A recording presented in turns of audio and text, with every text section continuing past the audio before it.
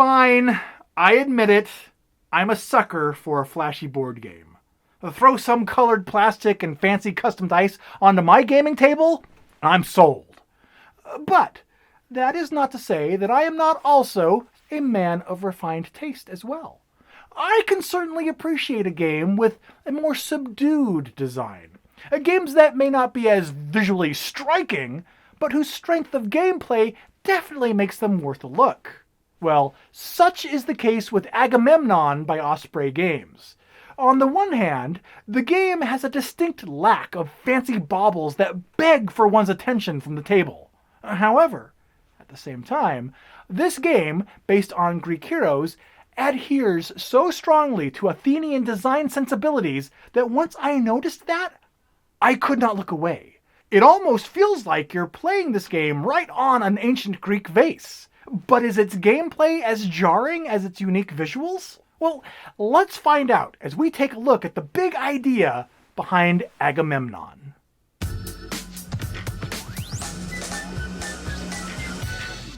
Agamemnon is a two-player game that's all about controlling locations on the board that will allow the player to score the strings of fate that are connected to them. There's several different types of strings of fate in the game. Some are controlled by having the highest combined military strength connected to them. Others are controlled by the connected player that has the highest leadership rank. And others are simply controlled by the player with the most connected tiles of any type to it. To play the game, players will take turns playing a tile from their pool, which consists of several different types of tiles. There's warriors, leaders, warps, and wefts. Warriors and leaders increase the strength and leadership values of the strings that they're attached to, while warps allow the player to swap two strings connected to that space, and wefts will sever an otherwise continuous string into separate pieces, creating new scoring opportunities at the end of the game. The board takes on a kind of tug-of-war experience, except that there's multiple wars for leadership, strength, and number of units going on simultaneously. This will cause the scores to ebb and flow over the course of the game, and the players will eventually have to just pick which battles they're going to focus on to win. However, if you wait too long to decide which strings to focus on, you'll inevitably spread yourself too thin.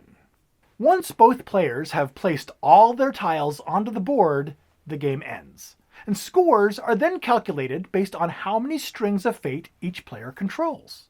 And whoever controls the most of them claims victory and has the tales of their accomplishments recorded on a vase for all prosperity. Vase sold separately. Price of game does not include associated glazing and kiln fees. And that's the big idea behind Agamemnon. It's an abstract, area control type game with a very distinct artistic style and level of strategy, both of which seem deceptively simple at first glance. Now, speaking of the art, I'll get back to the game's art design in just a moment. But first, I also wanted to mention that the game's rules also include several variants. Now, I don't usually delve into a game's suggested variants, but in Agamemnon, the entire other side of the board is dedicated to playing with a variation called the loom, which provides a random board setup each time. Now, this really seems to be the way the game wants to be played. It's almost like one side of the board is the introductory version, and the loom is the intended version of the game. Whether or not that's true, I'll leave that to you to decide, but that's the impression that I got. Regarding the artwork, it's very minimalistic and distinct. Using the Athenian pottery deco aesthetic was a bold choice, but it works. And not only because it matches the theme superbly, but because the designers didn't just allude to this art style, they embraced it 100%. And while its distinct look can be jarring and take some getting used to, I grew to really appreciate it. But because of this, Agamemnon may be an acquired taste, but even so, it's a really good game that definitely gets its wings. Give it a try, and you may be glad that you did. I first played this game with my wife, and it just skyrocketed up to her pantheon of favorites, and it's one that we really enjoy playing together. It's not too long, not too heavy, but still gives us plenty to plan and ponder as we play. Well, I hope that this overview of Agamemnon's been helpful. And for more board game news, reviews, and commentary, be sure to subscribe to both the Pair of Dice Paradise and Dice Tower YouTube channels. And follow us on Facebook and Twitter for more board game conversations as well. And in the meantime, I've been Chaz Marler from Pair of Dice Paradise, and take care. Thanks so much for watching the Dice Tower videos. Find more great videos and reviews as well as our top-rated audio podcast at Dicetower.com. You can also find other great shows at Dicetowernetwork.com.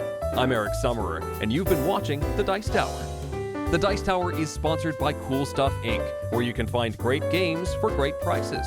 Cool stuff in stock. Check them out at CoolStuffInc.com. I am proud to say that I went through my entire Agamemnon video without making a single walk like an Egyptian joke. True, the Greeks weren't Egyptians, but they were ancient. Well, I think it counts. Oh, I'm counting it as a win. I said I'm counting it as a win.